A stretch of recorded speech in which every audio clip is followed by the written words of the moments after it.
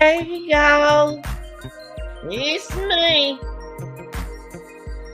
It's your girl, the real deal.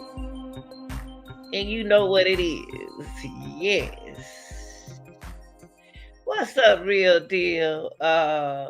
Happy Saturday, Hope everybody doing okay. Hope everybody enjoying this beautiful weather, y'all. The weather changing. Yeah. But I want to get into the four Idaho students case. I got to get into it, y'all. It's just been bothering me lately. You know what I mean? It's the roommate, y'all. It's the roommates for me. Okay, because you got four uh couple of people stay in that house. A couple of people live in the house, okay? And I asked myself, I said, we need to talk about this. Why did it take the roommate Dylan 8 hours to call the cops for the roommate? Now, I'm not buying this story, what Dylan's saying. I'm not gonna buy this story. Dylan, I can't, Dylan. This Dylan right here, y'all. This Dylan. I'm not buying it. I'm not buying the case. See, usually if you have somebody stalking you like that, it's somebody know you. Somebody want to be with you, somebody like you, somebody following you, somebody just you don't have to necessarily know them, but they know you, but they don't been around you or something. Allegedly, okay. Now, according to the News Nation host, Ashley Sheet, that the source said that the roommate actually mistook the noises, thinking that there was roommates horsing around. I don't believe that. That's perhaps all that noise that she was hearing was them being boisterous and still in party modes. I don't buy that. I just don't buy that, y'all. It took her 8 hours. But then after the 8 hours, she didn't call the police. She was calling her friends. Now the cops, just like I am and like you are, they kind of puzzle about why the surviving roommate in Universal Idaho waited 4 hours after the slaughter. Yeah. See, y'all got to remember all these girls is in the same age bracket. Dylan was 21. I believe Dylan liked it, Kaylee. I believe Dylan liked the Kaylee. I really do, y'all. I believe Dylan liked the Kaylee, and Dylan got to play a big role in this. And she can't get away with this. She can't. Dylan needs to be questioned some more. Dylan opened her bedroom door, y'all, to see an unknown figure clad in black clothing and a mask walking past her toward the home's kitchen exit, y'all, just after 4 a.m. on November the 13th. That's what she told investigator. You actually think that somebody gonna murder some people inside their house and not check those doors? They know Dylan and what's the name staying there. They know them other two girls in that house. Why would they leave them alive and kill them for? Come on, y'all, put two and two together now. She opened her bedroom door, real deal, and saw the figure. Come on now, of a black clothing and a mask And you feel people when somebody in the room, somebody in your house, somebody around, you feel that. So that person walking with the knife, they went straight up to that girl room and went down there. They ain't even have to touch. They ain't even have to touch them other two. They could have just killed, let them. I don't want to say kill. They could have just did what they had to do to Kaylee and Madison. Took them on out of here and left. They didn't even check the room. The killer didn't even check the room where Dylan was in. They know somebody could have been in that room. Come on, we gotta make it sense, y'all. We gotta make it make sense.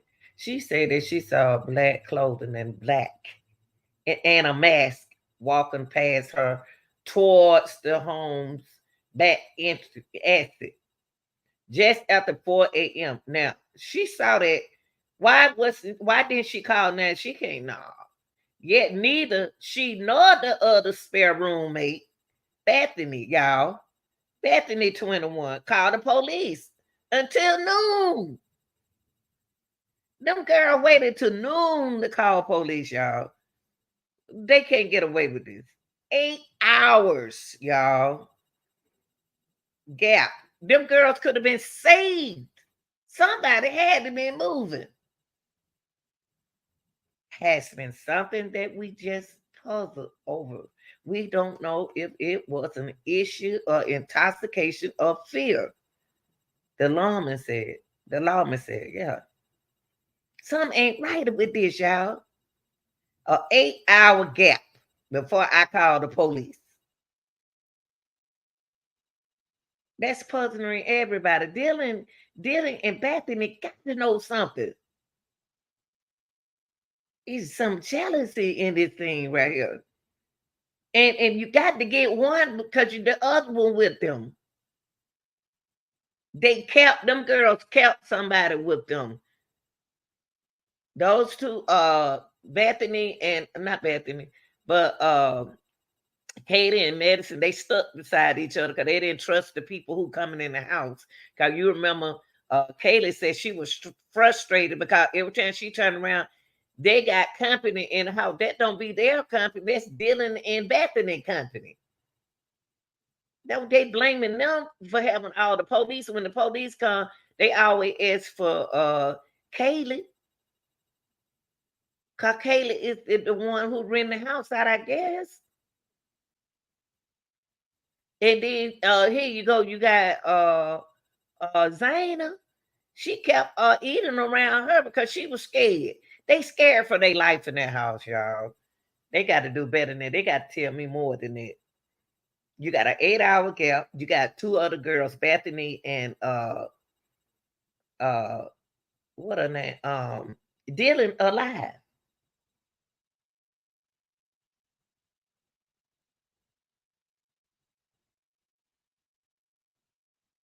There's something ain't right about that, y'all.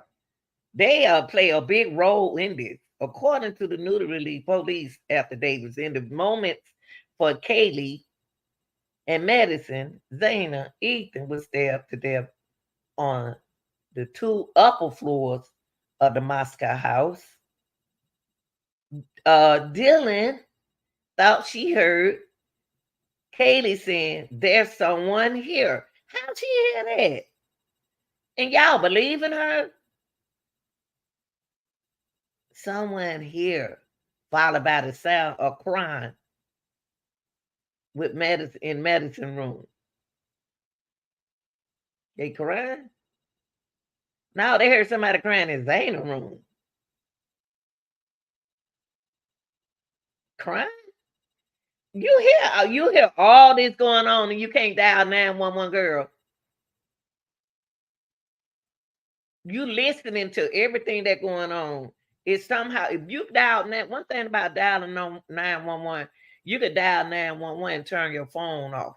They'll think something going on and send somebody out there. Do something, make some kind of move. She heard Zayna crying and a male voice ringing out, "It's okay." Why would somebody be why would come on, y'all? Why would Zayna be crying in the net saying it's okay? I'm going to help you. I'm going to help you. That don't even sound right. And then it's okay. It's okay. I'm going to help you. And then you take her out of her life. Well, earlier the police report said that Bethany and Dylan, who lives on the first and the second floor of the house, recruit friends to the scene before one of them finally called 911. She called her friends over, y'all. Dylan did. Dylan and Bethany. They called their friends over, y'all, at 11:58. You had the nerve to call your friend. You could have called the cops. Them girls could have been still living. Then they said that was at 11:58, y'all, a.m. She did after she called. She recruited her friends to the scene. You call your friends to the scene? Come on, y'all. Put two and two together. These got to be allegedly boys that they know and girls involved in this. Because these the only nice people would touch. These are nice people right here in this picture. They are very nice people. They try to be friends with everybody. But you got to remember, Bethany and Dylan live in that house too. They jealous, allegedly. Now you gonna call? I'm gonna call the cops. I'm gonna call my friends before I call the cops. Man, y'all bet. The pair were quickly ruled out. They ruled them out as suspects and have cooperated with the investigator. Cops have said, "No, man, they getting away." They need to question them and stop feeling sorry for their blonde hair. They need to question those friends. They tamper with evidence. Despite the Bethany delay, cops on the case are really, really, really confident about it's not being an issue. Come on, Bethany, not Bethany, but Dylan being involved. Man, please. We look at these things through the lens of rational adults, and when we do that, sometimes things don't make sense to us. But she's a 21, she's a 20-year-old girl. So what? And we don't know what she was doing or if she was scared. So, and she loved Dylan loved that Kaylee, yeah. She want Kaylee to be, she didn't love. No, she like Madison. Yeah, she don't like Kaylin like that. She like Madison. She in love with Madison. They look alike. They look like twins. They've been around each other all their life. But that's Madison that Dylan like. Yeah, see, they look like twins. And they ain't even no candy, but they been childhood friends for years. Dylan took pictures, love taking pictures with Madison. She loved Madison. Hmm. Before I show this video, I want to tell y'all that the law enforcement also currently coming up with empty on their search for a connection between the 6 students and the accused killer, 28-year-old Brian Kohlberger, who lived a 15-minute drive away in Pullen. Now, I don't believe this. I don't believe this. I don't believe this. I think them girls involved in this allegedly, y'all. Allegedly, I think so. Why would they leave the knife sheath? See, I'm gonna tell you what happened with that knife sheath. Whoever stabbed them girls threw that sheath over there. They don't kill or leave on that kind of stuff like that laying around. Y'all know that. Come on now. Don't kill or need no knife sheath around. Ugh.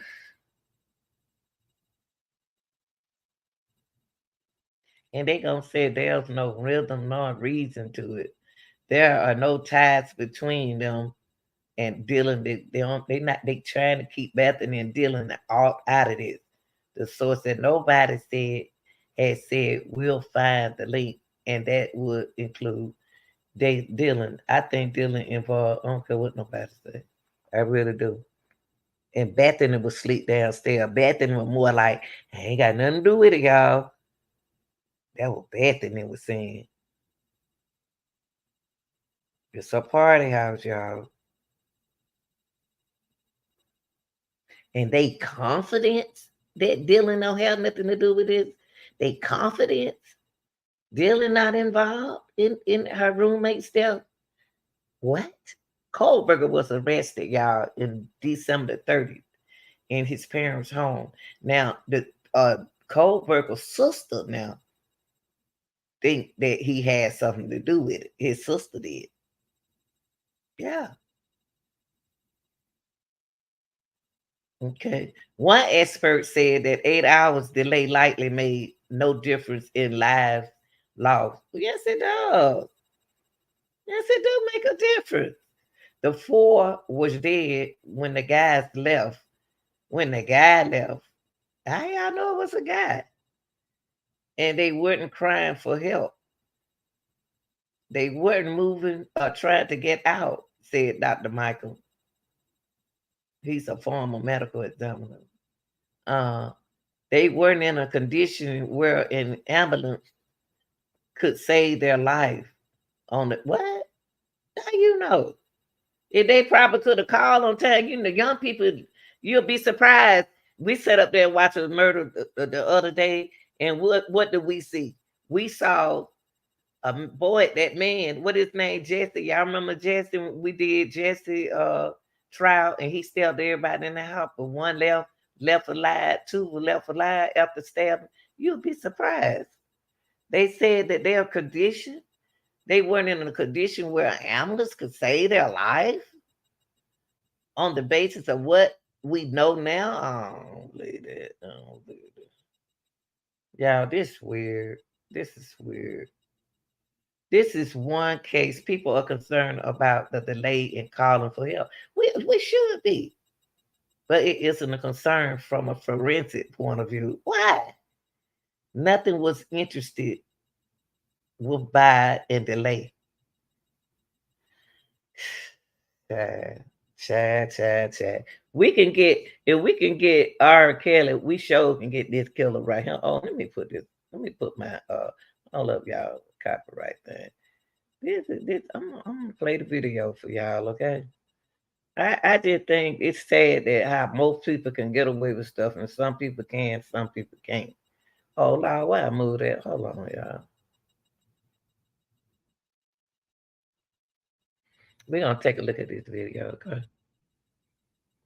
Let's take a look at this video. Y'all tell me, real deal. Y'all observe this video I'm about to play, okay? Y'all observe this video and put over there in the chat what you think. This is not making sense to me. Were the 4 college kids brutally murdered with a knife like this one? It's called a Rambo knife. It's got a 7-inch long blade. You can see part of the steel blade is serrated. Detectives have been going to Sporting Good and other stores in the area to ask if they sold a brand like this made by K-Bar. The actual murder weapon has not been found, and police are searching dumpsters, hoping to find it. The mystery deepened when police revealed the shocking information that 2 other roommates were inside the house when the 4 students were slaughtered. Published reports identified the roommates as Dylan Mortensen and Bethany Funk, both 21. Have they lawyered up? Are they concerned about being questioned? Are they cooperating? It's my understanding that they're fully cooperative with investigators. The local police chief says cops weren't called until 9 hours after the murders. You have surviving witnesses to an incident at 3 or 4 in the morning, and the 911 call didn't come until noon. I don't think I ever said that they were witnesses. I said they were there. So, you know, We don't know why that call came in at noon and not in the middle of the night. But I'm not going to go into what they shared that night. This is the house where the murders took place. There's a keypad lock on the front door, but friends say many people knew the code. Around the back of the house is a sliding door, which may have been unlocked. The house is large, 6 bedrooms and 3 bathrooms. Police aren't saying where in the house the 4 bodies were found. In a day of fast-paced developments, the manager of a food truck popular with students says he remembers victims Kaylee Gonsalves and Madison Mogan ordering food at 1:30 a.m. Sunday. That's only about 2 hours before they were murdered. He also noticed a man who appeared to be watching them, as seen in this video. Seems like a guy arrives similar to the same time that they do. It seems like he almost looks exactly at the camera and then puts a hat on and pulls his hood up and then starts moving off to the side and then is hanging around the truck, seems interested in them, and then leaves around the same time that they leave. Police have not named any suspects, but are walking back their controversial claim that there is no threat to other students at the University of Idaho. We cannot say that there's no threat to the community. And as we have stated, please stay vigilant, report any suspicious activity, and be aware of your surroundings at all times. A handful of students held a vigil at the campus gates last night. Many have fled the campus. Please stand and join us in a moment of silence. The slain were also remembered at a University of Idaho basketball game last night. Kaylee Gonsalves' sister, Autumn, warned other students to leave. If he is sick enough to murder 4 sweet, innocent humans so brutally, he's sick enough to do it to anyone. Now, I'm going to take this back right here, what he just said. He just made sick. These girls right here was so friendly. This whole little group right here was a friendly group. They were friendly, y'all. They got to tell me. They got to tell me something else. Yeah, I just want to bring that in. Y'all like, share, and subscribe.